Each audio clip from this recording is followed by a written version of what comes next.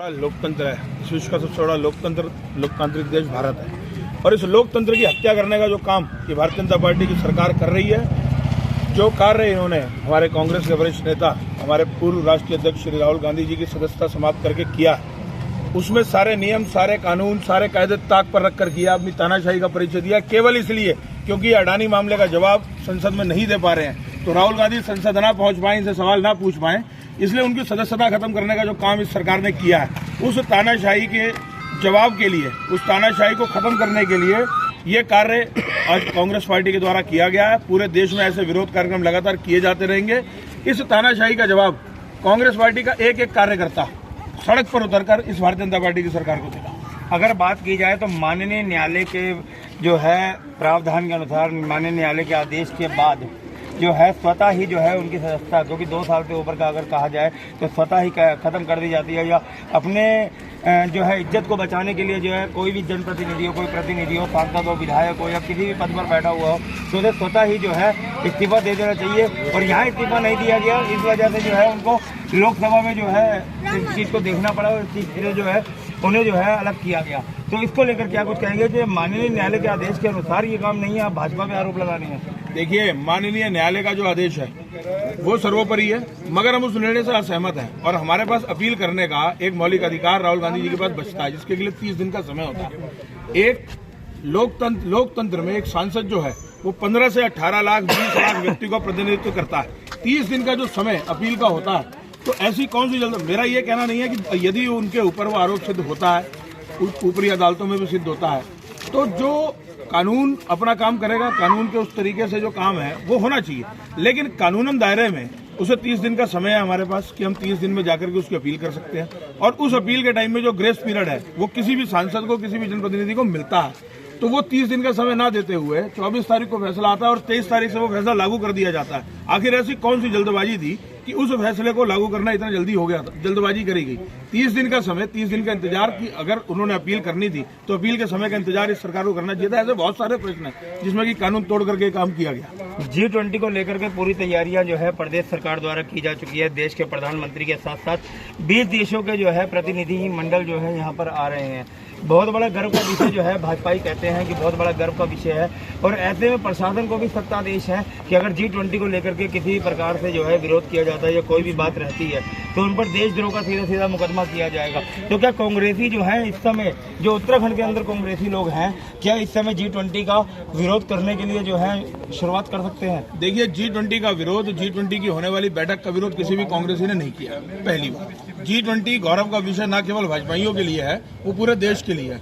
G20 के जो प्रतिनिधि मंडल आ रहे हैं वो यहाँ भाजपा से मिलने नहीं आ रहे हैं, वो भारत देश में आ रहे हैं। भारत देश के पहले प्रधानमंत्री से लेकर आज तक प्रधानमंत्री द्वारा जो कार्य किए गए हैं, ये सब उसका एक सामूहिक परिणाम है। ऐसा नहीं है दूध 100 डिग्री सेंटीग्रेड पर जाकर उबलता है, मगर कोई यदि ये कहे कि पहला डिग्री सेंटीग्रेड जब वो उबला था तो उसका उसमें कोई महत्व नहीं है, तो ऐसा नहीं होता। अगर वो पहला डिग्री नहीं चला होता, इस देश में IIT IIM पंडित जवाहरलाल नेहरू द्वारा नहीं दिए गए होते, तो आज हम G20 नहीं, आज भी हम बैलगाड़ी पर बैठ करके चल रहे होते। मेरा ये कहना है कि G20 एक अलग विषय है। G20 बहुत गौरव का विषय है। G20 के लिए जो भी संभावनाएं, जो भी प्रशासन को मदद हम कांग्रेसियों चाहिए होगी, हमने पहले भी किया और आगे भी करेंगे। मगर मेरा ये कहना है कि G20 के नाम पर जो रुद्रपुर के व्यापारी उजाड़े गए वो गलत था। आप विदेशी मेहमानों को यहाँ पर ला करके सुविधाएं देने के लिए यदि अपने देश के लोगों को आप उनका जीवन खतरे में डालोगे, आप उनको दिक्कत पैदा करोगे, तो मेरा उससे विरोध है।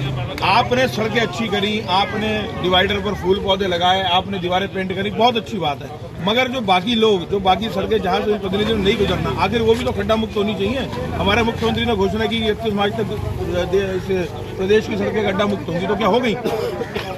1 रुपए का काम नहीं हुआ, सब G20 के नाम पर बंदरबाट हो रही है, अधिकारी और नेता मिलकर के पैसा खा रहे हैं। तो मेरा उसके विरोध है। G20 का समिट होना चाहिए। G20 हमारे लिए गौरव का विषय है और G20 के समिट में जो हमसे मदद चाहिए होगी वो भी करेंगे। G20 को लेकर के जो यात्रा निकलनी है, जो यहाँ से लेकर रामनगर तक जाना है, पंतनगर से रामनगर, उसका एक रूट मैप जो है उसमें गदरपुर विधानसभा का क्षेत्र भी आ रहा है, जो बाईपास बना है। बाईपास में कहीं ना कहीं तक विद्युत की व्यवस्थाएं नहीं है, अंधेरे में रहता है। 7 किलोमीटर का एरिया पूरा अंधेरे में रहेगा। यहाँ के अधिकारीगण, DM साहब हैं या अन्य लोग हैं, उनसे किस प्रकार की मांग करेंगे कि हाँ इसको कब तक रोशन किया जाए? मेरी सबसे पहली मांग तो DM साहब से और उनसे ये है कि जब वो इंदिरा चौक पे पहुंचे G20 वाले जितने भी प्रतिनिधि मंडल के लोग हैं उनको लेकर के पहुंचे तो बजाय दाएं मुड़ने के पहले 1 किलोमीटर बाएं मुड़ करके उन्हें वो कूड़े का ढेर दिखाला है, जिसको कि 10 साल से 8 साल से रुद्रपुर की जनता देख रही है, जो कि उसकी बदबू में रहने को वहां पर लगभग 20,000 की आबादी जो वो विवश है। एक बार वो भी दिखाला है कि ये रुद्रपुर का असली स्वरूप है। तो G20 आप एक आवरण क्रिएट कर रहे हो, आप एक चीज गरीबी नहीं हटा रहे, आप गरीबों को छुपा दे रहे हो, गरीबों को हटा दे रहे हो। ये नहीं होना चाहिए। आप जमीन से उठ करके जमीन पर विकास करो ताकि जो सुविधाएं हैं वो आपको दोबारा से नए सिरे से पैदा ना करनी पड़े, आपको उन्हें दिखाने के लिए उनको आर्टिफिशियल रूप से बनाना ना पड़े। उसको सुविधाओं को वैसा बनाओ कि जब भी कभी प्रतिनिधि मंडल बगैर बताए भी आए तो जैसा आपका रुद्रपुर आपने दिखाया वो उन्हें वैसे ही, या गदरपुर आपने दिखाया वो उन्हें वैसे ही नजर आए। तो लोकसभा अध्यक्ष जो इस टाइम बैठते हैं, स्पीकर के रूप में बैठते हैं, उनसे क्या कुछ मांग करेंगे राहुल गांधी की सदस्यता को लेकर? राहुल गांधी की सदस्यता को लेकर नहीं, मैं उनसे एक और भी मांग करूंगा कि वो मिट्टी का माधव बनकर, या वो होती है हमारी राजस्थान में जो कठपुतलियां होती हैं, वो कठपुतली के रूप में काम ना करें सरकार की। लोकसभा स्पीकर का जो पद होता है वो एक संवैधानिक पद होता है। संवैधानिक पद पर रहकर संविधान के अनुरूप उनको कार्य करना चाहिए, संविधान से बाहर जाकर के कार्य नहीं करना चाहिए। उनके लिए सभी सदस्य बराबर हैं। लोकसभा के हर एक सदस्य का उतना ही महत्व है जितना एक सत्ताधारी पक्ष के और उतना ही एक विपक्ष के सदस्य का महत्व है। तो उस महत्व को पहचाने और उसी महत्व के हिसाब से, संविधान के हिसाब से वो कार्य करें। बात करूंगा मन्नू भाई कि मेरे हाथ काले हो गए, क्या कुछ कहेंगे?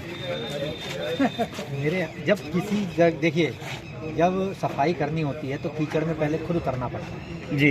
तो ये जो इन्होंने आज लोकतंत्र का गला दबाने का काम किया है, लोकतंत्र का गला घोटने का काम किया है, उस चीज़ का विरोध करने के लिए पहले हमको वहाँ तक पहुँचना पड़ेगा, उस चीज़ को समझना पड़ेगा कि आखिर इन्हें ऐसी क्या जल्दी है, आखिर इन्हें ऐसा कौन सी इनकी काम ऐसे रुक रहे हैं जिसको लेकर के 23 तारीख को फैसला आता है और 24 तारीख को राहुल गांधी की सदस्यता समाप्त कर दी जाती है। देखिए, मतलब साफ है, ये लोग चाहते हैं कि राहुल गांधी और समस्त कांग्रेसी और समस्त विपक्षी दल के जो सांसद वहाँ बैठे हैं वो चुप रहें, बोले ना, मुंह पर चुप्पी बांध कर रहे हैं, मुंह पर टेप लगा करके बैठे रहें। जो ये कर रहे हैं इन्हें करने दिया जाए।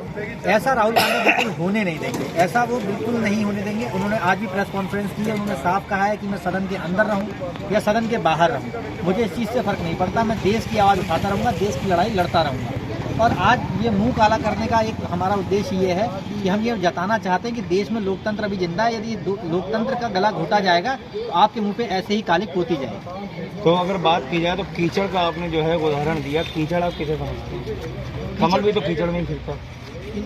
जो हालात हैं इस देश की, पूरी भाजपा इस समय कीचड़ में हुई पड़ी, कमल में नहीं हुई पड़ी, कीचड़ में हुई पड़ी है। और उस गंदगी को साफ करने के लिए हमें कीचड़ में उतरना पड़ेगा, सीधी सी बात। तो ये